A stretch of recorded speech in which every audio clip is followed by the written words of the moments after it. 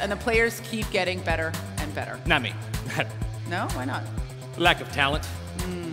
That can be worked on. Can it? No. Would you trade me? Game Trailers 2012 Best of E3 Awards. Best Action Adventure Game. As video games get more complex and more capable, the lines between genres have blurred. Sports games wield RPG-like stats, platformers have you mastering tightly timed combos, and everything under the sun is compulsive, often repulsive collectibles. So while the catch-all of action-adventure has many members in its nation, citizenship is still a stringent process, where exploration stands above gunplay, and where many moving parts conspire to breathe life into arguably the best games around. And here they are, the best of a very bright breed. And the nominees are Assassin's Creed 3. A fair amount of time is dedicated to Assassin's Creed 3 and Ubisoft's tremendous press conference. Massive enhancements to combat and parkour are highlighted under the auspices of a quick takedown of the lobsterback Templar. It's spectacular. Then they show off the weather, making us wonder just how deep the rabbit hole goes in colonial New England. Snow slows the path, sun beams, and AC3 has pinned up yet another amazing aspect that has us ready, willing, pre-ordering. Dishonored. Imagine freezing time as a particularly foul gentleman aims his gun at your head and pulls the trigger.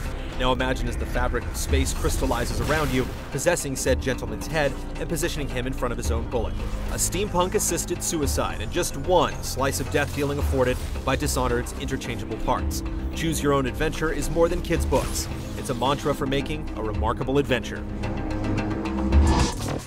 Hitman Absolution. There were reservations around Absolution. Agent 47 might be the proverbial hitman, but his profile has been lower than a battlefield trench as of late.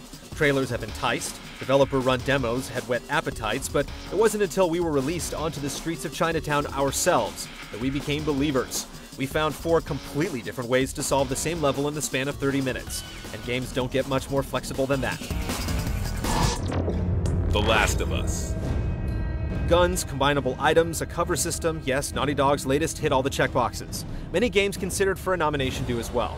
The Last of Us' showing at E3 is impressive and dark. The scarcity of bullets lead to the necessity of brutal attacks, acted out with a touch of cinema verite. Ellie's commentary gives a small harbor of humanity, but what we've seen and played is comprised of desperate acts by desperate people. What happens when the infected gets involved? We can't wait to find out. Tomb Raider. Finally, an Uncharted clone. We kid, as Uncharted actually borrows most of its elements from Lara's early work, but her rebirth echoes the cyclical nature of game refinement. Stranded, strong survival instincts are her power-ups. The trailers and press conference demo are lit up with big set pieces, but it's our hands-on time that makes us evangelists. With still plenty of unrevealed hubs and, well, tombs to discover, we haven't seen anything yet. And the winner is Assassin's Creed 3. Quality oozes, gushes, and erupts all around AC3 with the shackles of series malaise cast off, as Altair and Ezio have bowed out from the limelight to make way for Connor's debut. Terrific trailers, remarkable hands-on time that includes multiplayer, and a trio of different press demos give more than the usual vertical sample we expect at E3. We may bemoan the steady supply of sequels that's become so flagrant in the industry, but there's nothing better than a beloved game whose iteration is truly a revolution.